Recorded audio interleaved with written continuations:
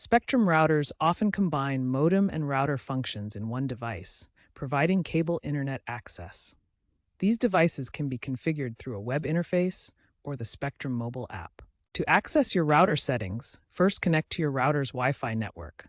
Then, open a web browser and navigate to http://192.168 and 921.1.1.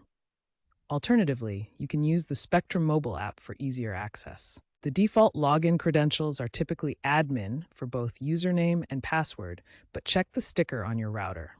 For security, change the password right after your first login. For added security, Spectrum prompts for two-factor authentication when logging in through the app or web interface.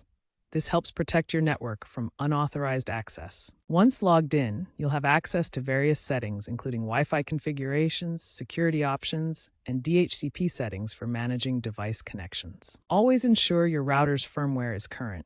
Spectrum pushes updates to improve performance and fix security vulnerabilities. These updates often require a restart, which may briefly interrupt your service.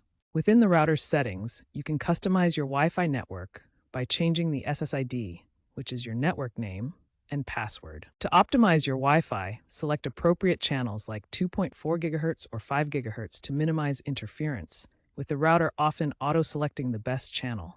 For security, WPA3 encryption is now standard on Spectrum routers, providing strong protection with backwards compatibility if needed. To enhance security, enable the firewall and consider MAC filtering to control which devices can connect.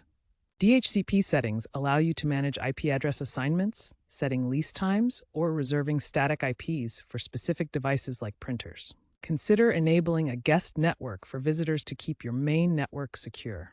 Regularly review these settings and apply updates to maintain a secure and efficient network.